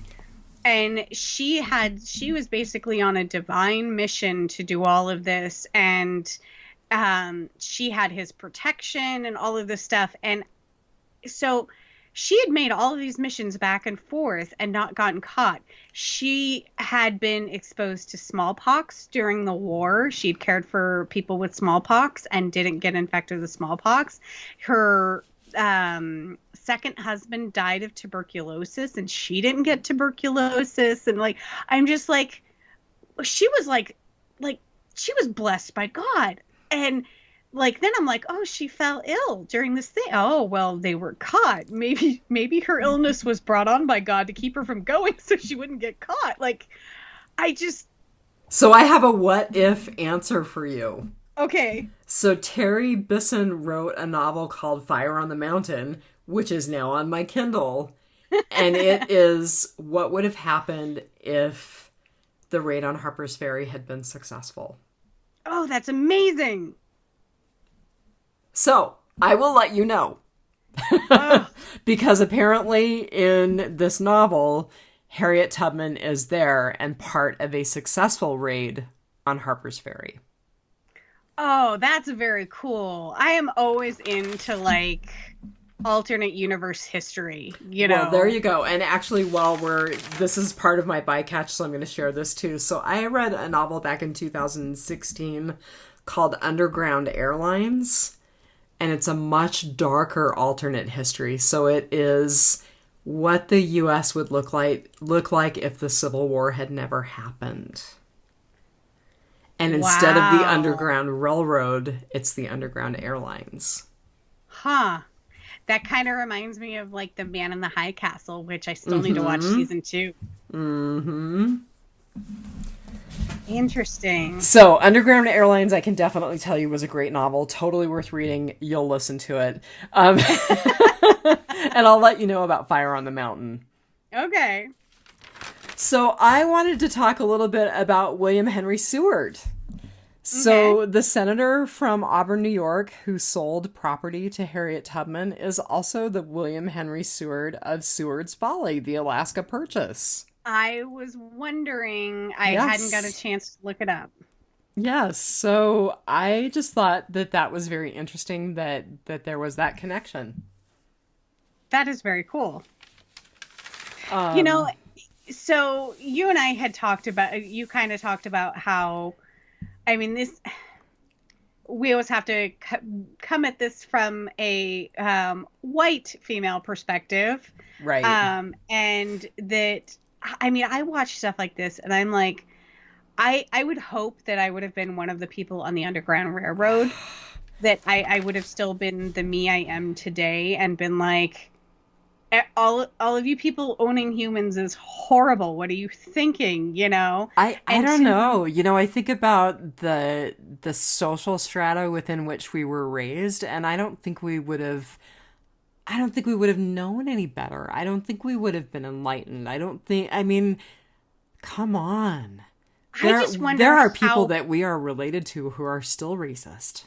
Right. I just wonder how people like Seward, you know, like that had to have been a huge thing to sell property to a black woman back then, you know, like even in, you know, his socially enlightened social circles, you know, I'm sure there was still a lot of pushback from people. I mean, even just a woman owning property. We didn't even have the right to vote back then, let alone, own property without a man. I just I, I'm always in awe of how people will fight against such insurmountable odds for the good of things, you know? I mean, people like, yeah, Yeah, I don't know what to say. I mean, I would hope that I would be on the right side of history. I can't say that I would. yeah.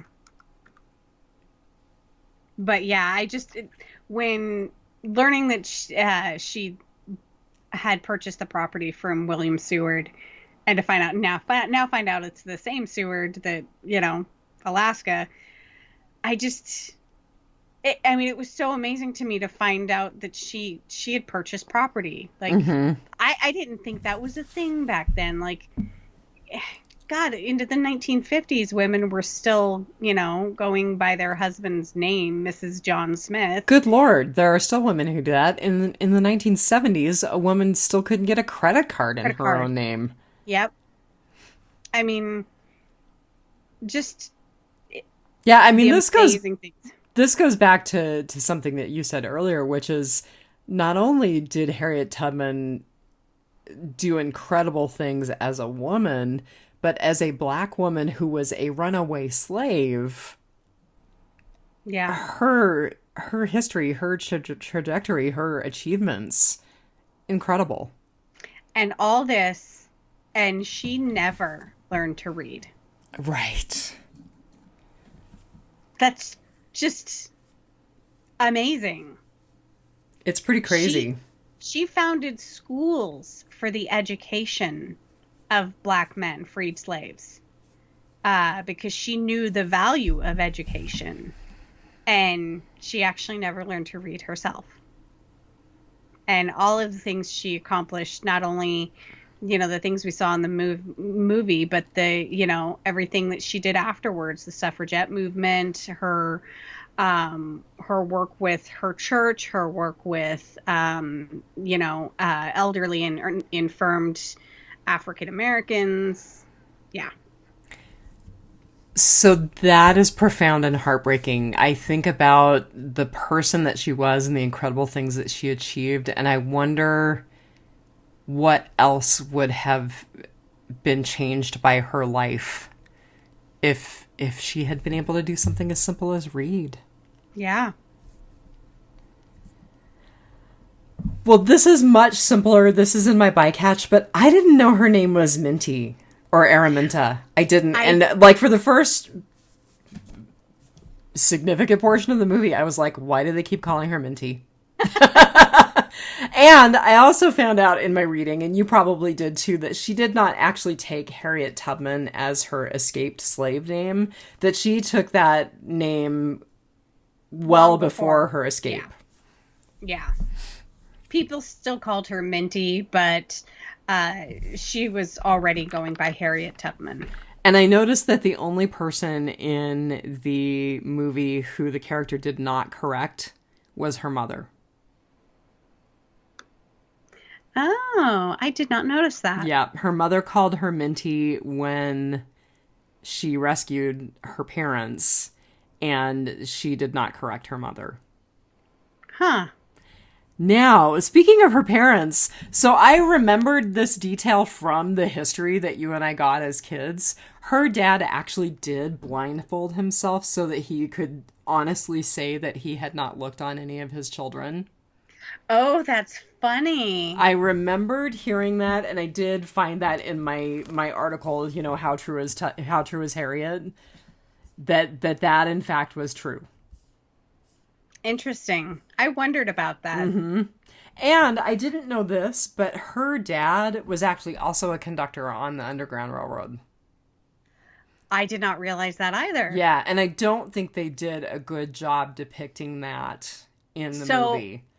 I mean, I know that that in the movie and in True to Life, that was the reason why she had gone back one last time to save her parents, is because they were already freed at that point. Her father was a Right. freeman, and he had saved up and purchased her mother, but he was in trouble for harboring runaway slaves. And so she actually went back to bring them north. Apparently, he was also in trouble for having a copy of Uncle Tom's Cabin. Oh my goodness, I didn't know that. Mm-hmm. Yeah, I read that in one of the various and sundry things that I've looked at today. Huh. You know, one thing I didn't find out about is the preacher, the pastor. If he was a fictionalized character. He was a real person. I don't remember a whole lot about him. I kind of came across him in my reading, but he was a real person. Okay.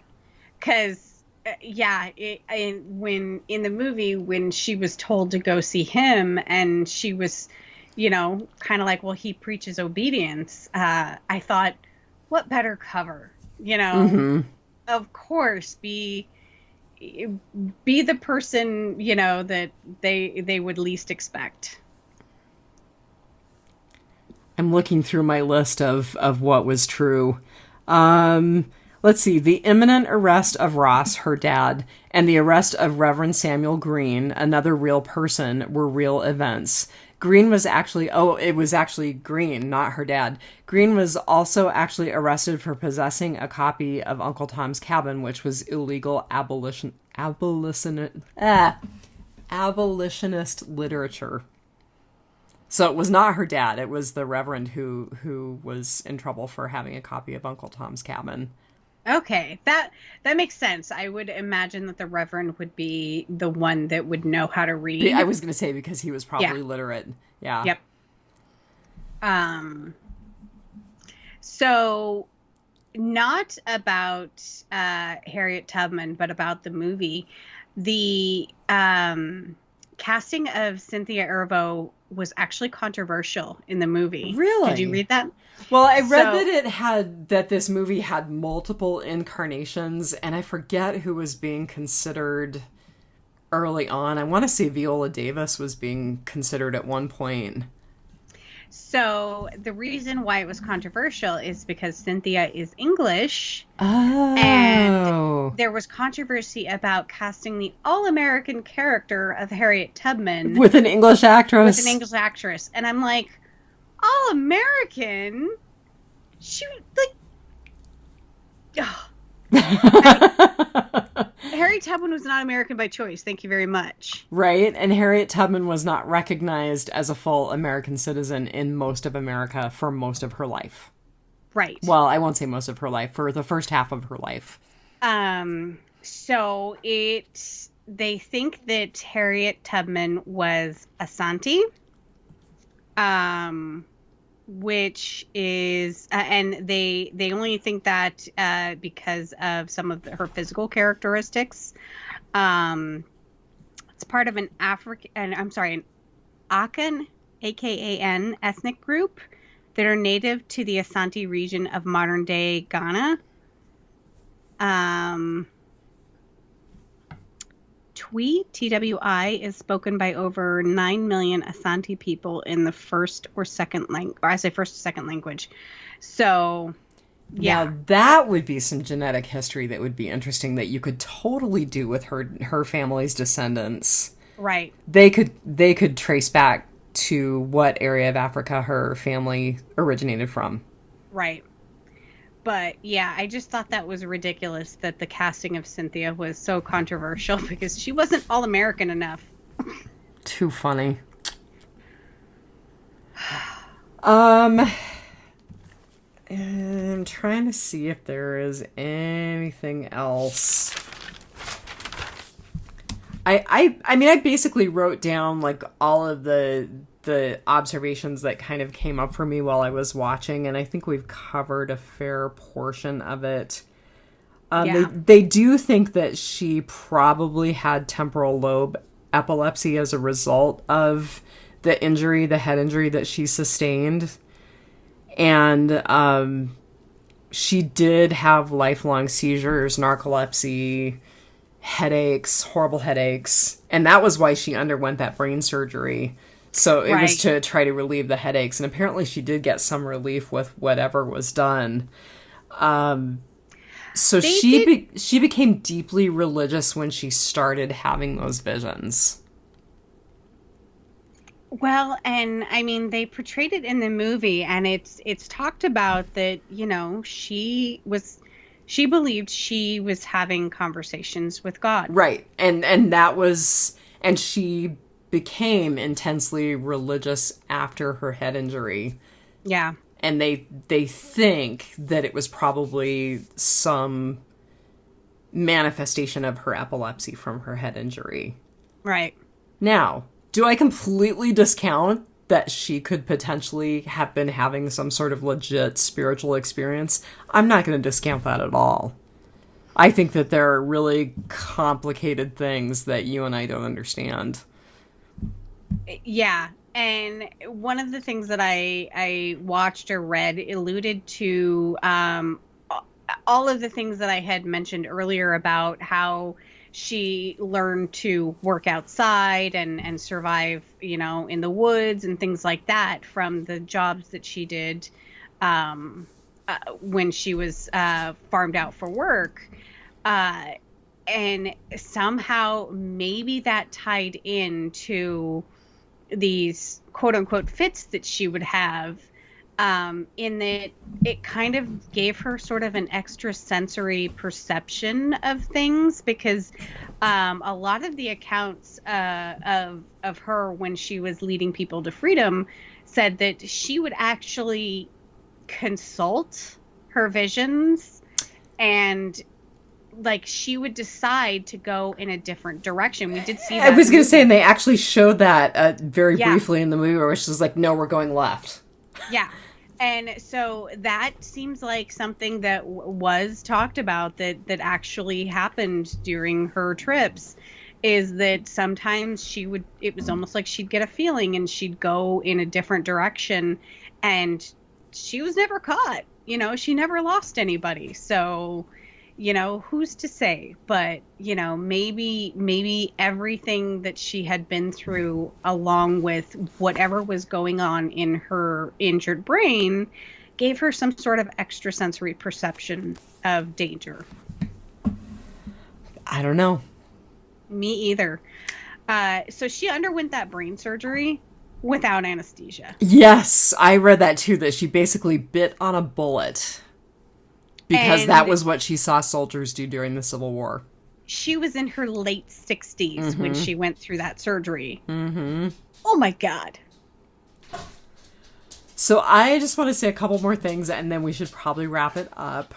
Yep. But the speech that the character gave to the soldiers about the snake before she was getting ready to lead that charge actually was taken from something, and I don't know where it was documented. I wasn't able to find the history, but it was taken from something that she said in response to Abraham Lincoln, because he was not prepared early on to enforce emancipation.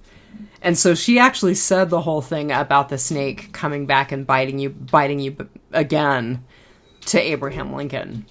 Right. That was her response to him. So I thought it was interesting that they worked it into the movie, but it was totally out of context, which completely plays into the mythology that you and I were fed about Abraham Lincoln. Right. Because we had really crappy history as young children and teenagers. Another thing that I thought was super sad was when she did go back and try to rescue her sister who had died. She was also trying to rescue her sister's 2 children, and she didn't have the $30 to purchase their freedom, so those 2 children were lost to history.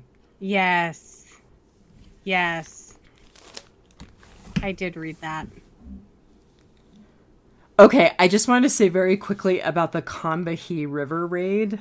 So I read her account of that, and it actually sounds like these slaves realized that the 3 steamboats that she managed to commandeer and get into this area of the river, they realized that that was in fact a liberation. And she describes women, children, men, their livestock like pouring over the hills, coming toward the river and coming toward those boats. So I thought that was pretty cool.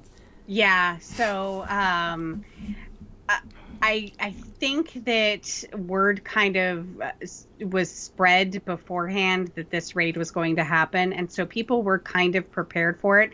And at the sounding of the horn of the steamboats is when all of these men, women, and children started running, and the portrayal of the slave owners behind them with the guns is actually true. Really? But there were so many of them that there was nothing that they could do. This handful of owners, there was nothing they could do.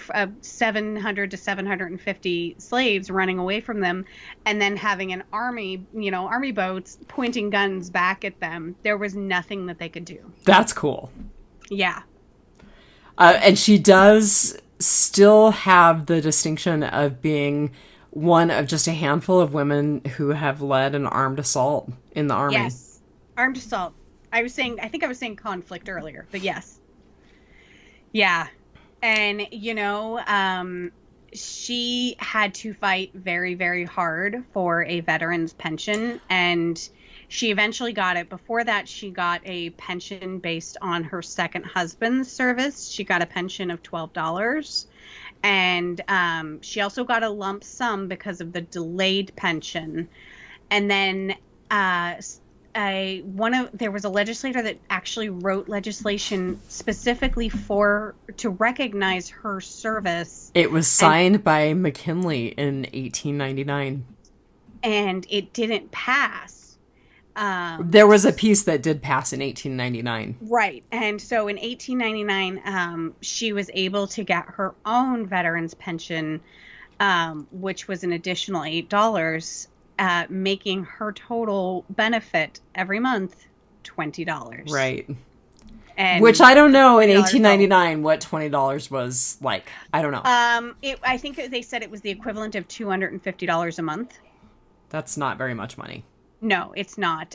She did get the lump sum from the delay of her husband's benefit and then the delay of her benefit. So she did get some lump sums that were basically equated to like a couple of tens of $1,000s in our money today. So that was probably stuff that she used to purchase land and everything. There was an anecdotal story that I did find where she was actually the victim of a con. I saw that as well. Yes. Right. So, like a gold scheme. Right. So during the Civil War, a lot of Southerners buried their fortunes so that they wouldn't be stolen or confiscated. And so, of course, the people that usually dug the holes to bury this were usually the slaves. And so 2 men approached her about knowing where a vast fortune was buried, only she had to give them some money up front. And of course, this was the days before we all knew this was a swindle. Give me $10,000 and you can cash this $1 million check. And she actually borrowed the money that she used to pay these guys, and when she actually went out with them and they knocked her out with chloroform and took her money. And her family found her. Yep. Tied up. Yep. It's like, I hope there's a special place in hell for those guys. Right.